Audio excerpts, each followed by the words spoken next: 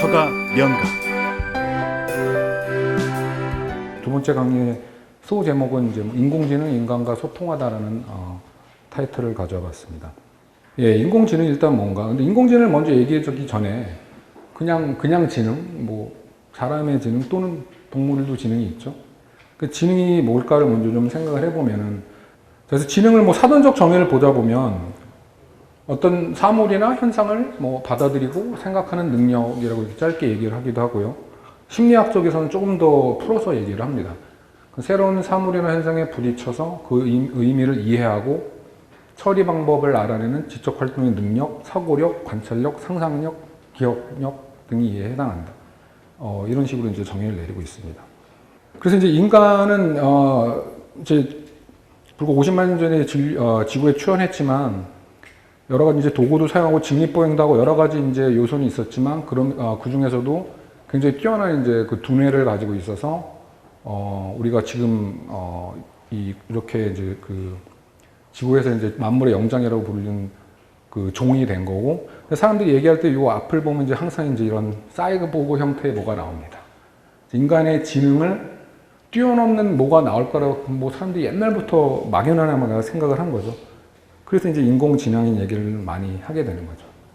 그래서 인공지능이라고 할 때는 결국 이제 인간의 두뇌를 따라하는, 지금도 아직도 그 인간의 두뇌를 따라오려면 아직 멀었거든요. 근데 일부 태스크 같은 거 중에는 이따 보여드리겠지만 사람보다 뛰어난 능력을 가지고 있는 것도 지금 있습니다. 예.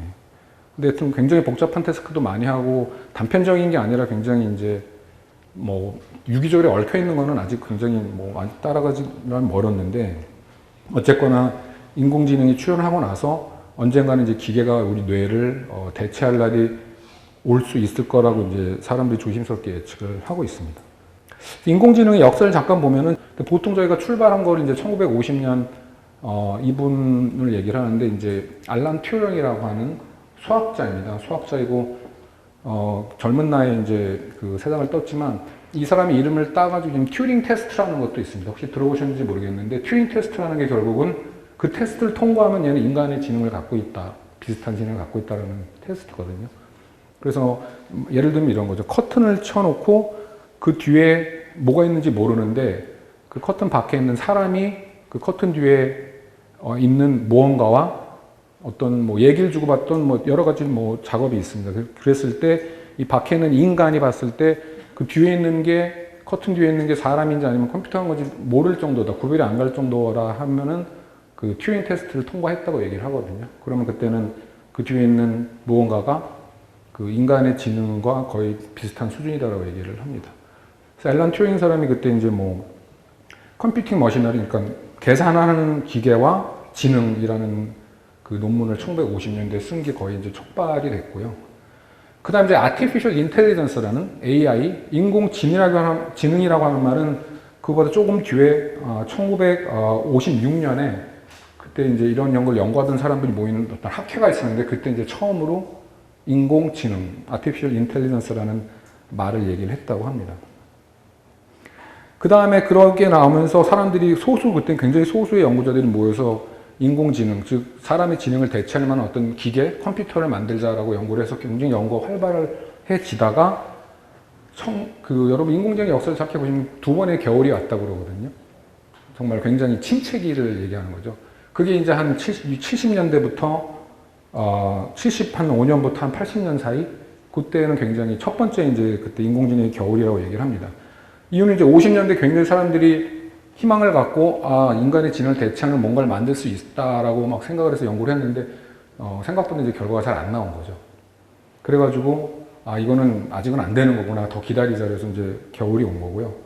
그 다음에 1980년대 초반에 다시 또 어떤 계기로 해서 이제 좀 불이 붙었다가 그 다음에 또 아니네, 그래서 또 한 번 겨울이 왔다가 지금은 이제 완전히 전성기죠. 정말 전성기라고 할 수 있을 것 같습니다, 지금은. 그러면 이제 인공지능의 원리에 대해서 잠깐 말씀드리겠습니다. 예를 들어서 여러분 생선을 분류하는, 결국 하여튼 뭔가 문제는 있어야 되거든요. 우리가 뭔가를 풀고 싶어 하는 문제. 예. 뭐 재미없는 문제일 수 있겠지만, 예. 우리가 하여튼 주어진 지금 작업이 생선을 분류하는 걸 한번 생각을 해보세요. 여기 밑에 생선이 나왔더니 여러분 뭘로 분류를 하시겠어요? 여러분이 그냥 알고 계시는 경험과 지식을 바탕으로 업에 종사하신 분이 아니더라도 기본적으로 약간 상식이라고 해야 되나요? 여러분들이 보고 들었던 걸 바탕으로 이게 고등어고 이게 돔이라는 걸 알 수가 있을 거라고요. 여러분이 지금 그거를 맞추신 거를 컴퓨터가 한번 해보게 하자 이거예요. 그냥 자동으로. 그러니까 그걸 이제 어떻게 할 거냐. 그리고 그걸 구현하는 방법은 굉장히 여러 가지가 있습니다. 그래서 인공지능은 아까 말씀드린 것처럼 1950년도부터 사람들이 얘기를 했던 거고요.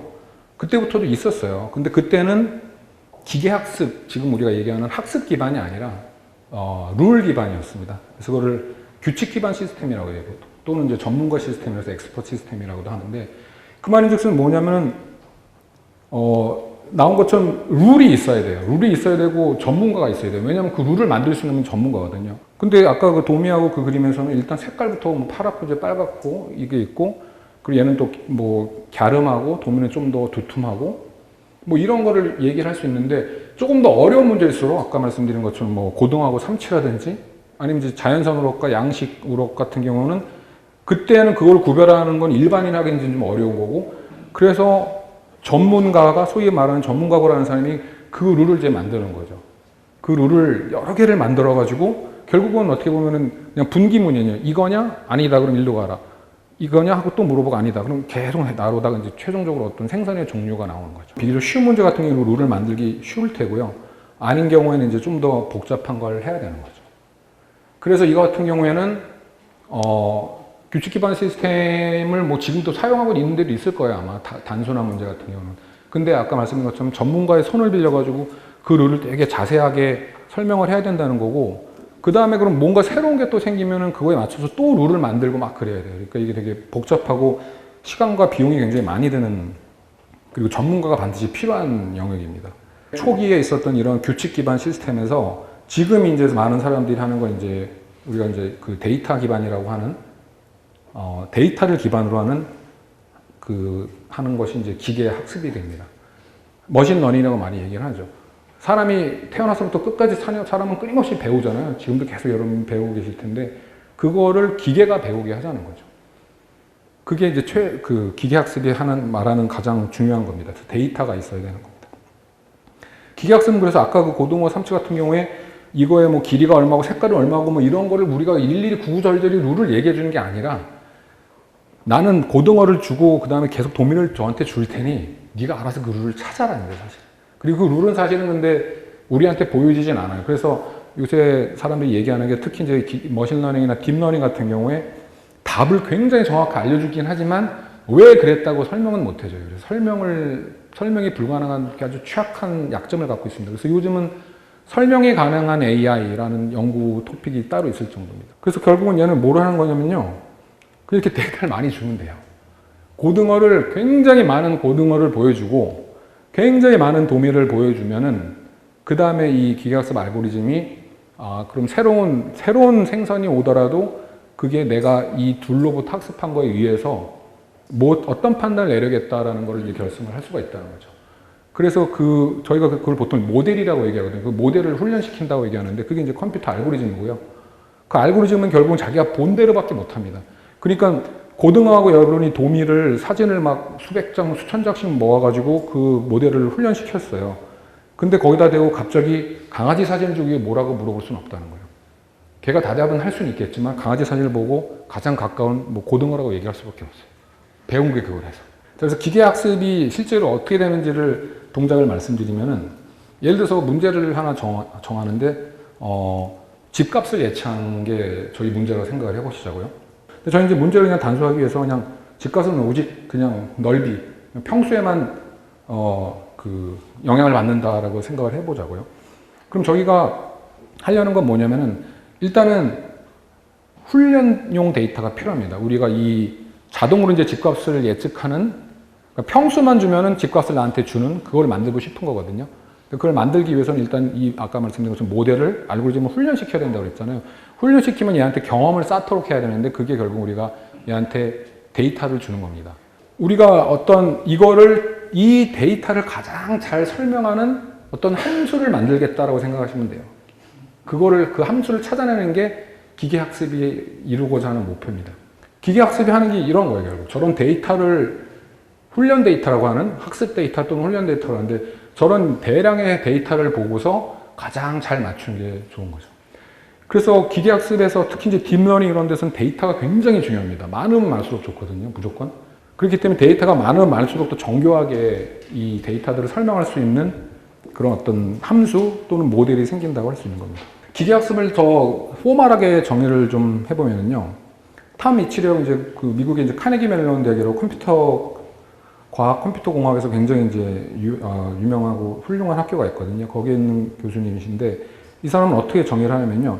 일단 작업이 있어야 됩니다. 뭔가 내가 풀고 싶어 하는 문제. 아까 말씀드린 그 집값 예측, 아니면 생선 분류, 아니면 뭐 음성 인식 이런 문제가 일단 있습니다. 문제가 일단 정의되어야 되고 그걸 T라고 하고 그 다음에 그 작업을 이 알고리즘이 결국 수행을 할 텐데 그것을 수행을 잘 했는지 못 했는지를 우리가 판별할 수 있는 척도가 있어야 돼요.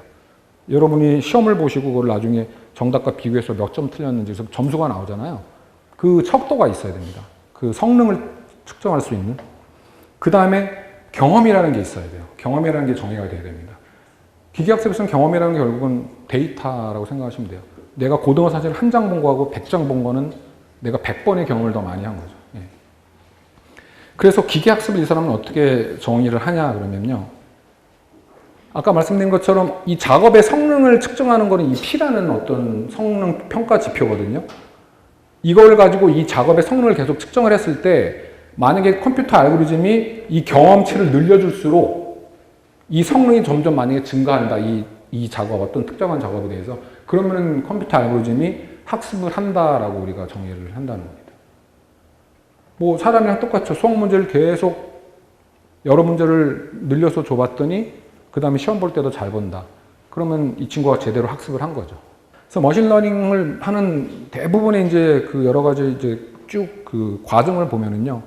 일단 제일 중요한 거는 질문을 제대로 던져야 되는 겁니다. 예. 그게 이제 이 태스크를 잘 정해야 되는 건데, 전혀 엉뚱한 질문을 하면은 사실은, 제대로 된 답을 알기가 어렵죠.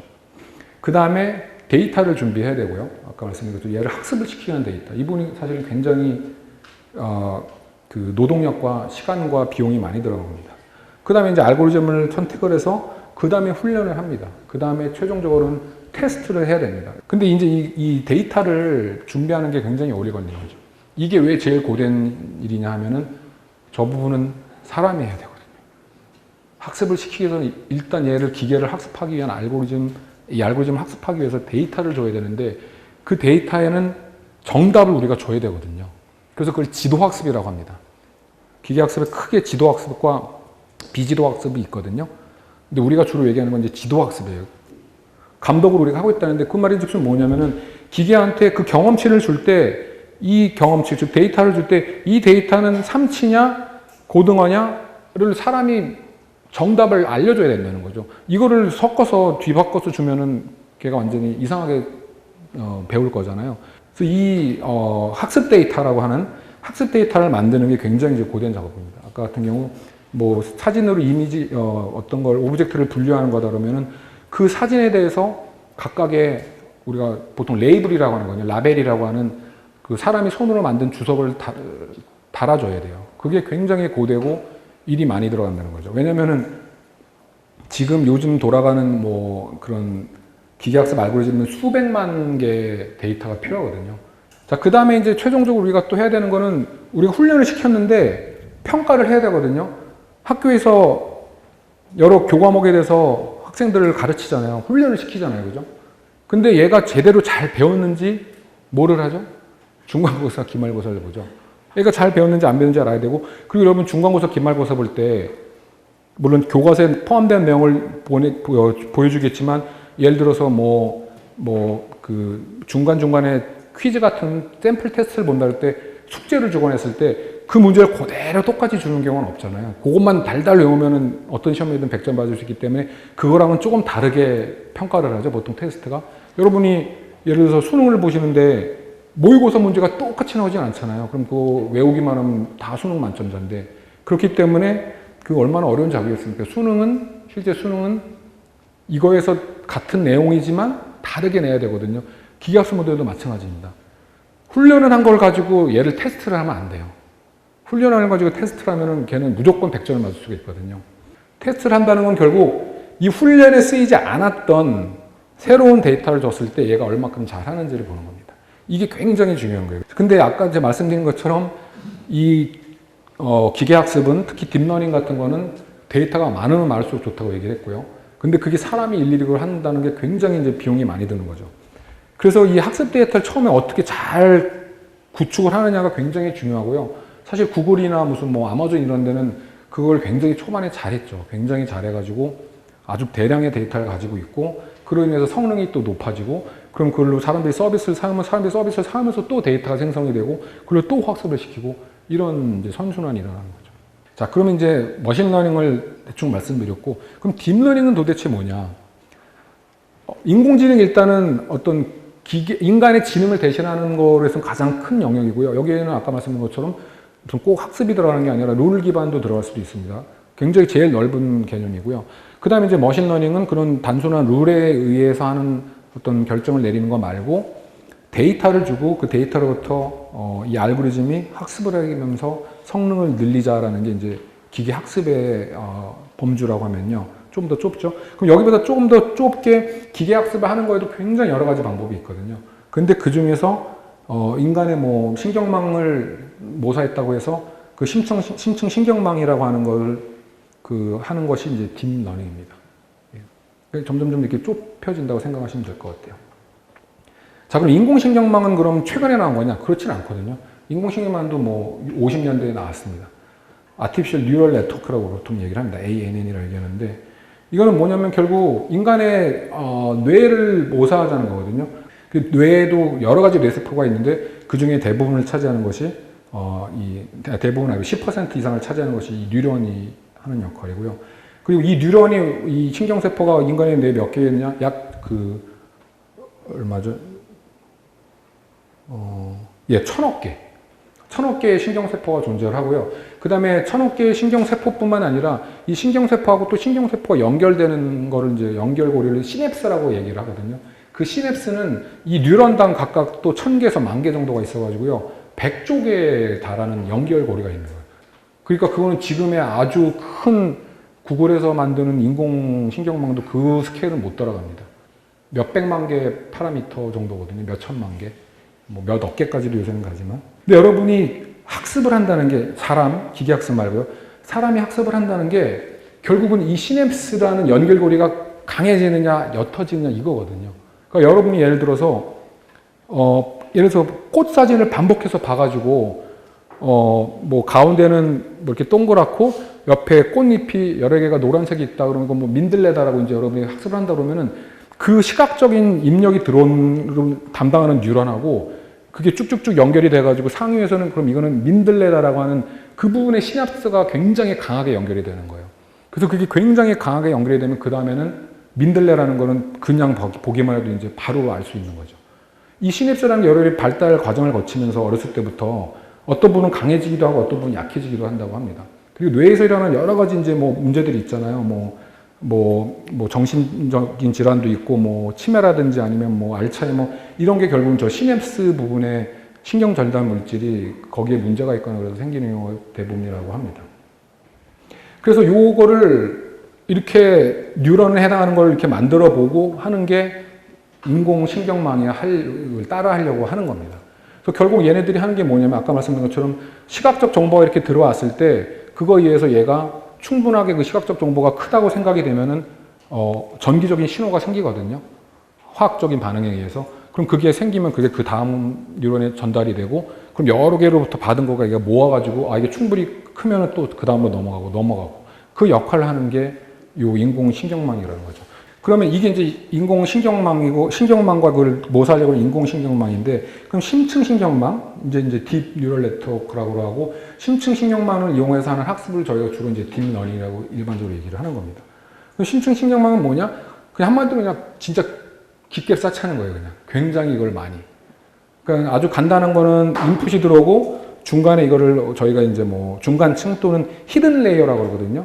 보이지 않고 숨어 있다고 그래가지고 왜냐하면 입력하고 출력은 우리가 관측할 수가 있지만 이 부분은 알 수가 없기 때문에 히든이라고 그러는데 이거를 그냥 굉장히 여러 개를 쌓자는 거예요.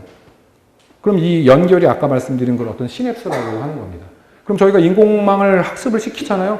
그러면 학습이 끝나고 나면 실제로 이 어떤 뉴런과 어떤 뉴런은 굉장히 굵은 선이 생깁니다. 실제로 걔는 굉장히 강하게 붙어 있어요. 그게 아까 말씀드린 시냅스라는 게 강하게 붙었다는 거고, 어떤 건 굉장히 약하고, 그래가지고 그게 어떤 하나의 어떤 큰 네트워크를 형성을 하고, 그 다음에 어떤 이제 인풋이 들어오면은 그거에 따라가지고 계산을 쭉 해서 최종적으로 뭐 개냐 고양이냐 이거를 판단하게 되는 겁니다. 그래서 저걸 굉장히 깊이 쌓다고 해서 딥 뉴럴 넷이라고 얘기를 하고요. 얼마큼 많이 쌓여야지 딥이냐? 그거에 대한 뭐 특별한 정의는 없지만 뭐 한층 이상만 되면 그래도 그냥 딥이라고까지는 아니지만 심플 뉴럴 넷은 아니고 이제 그냥 뉴럴 넷이 되는 거죠. 지금은 뭐 200층까지도 쌓습니다. 서가 명가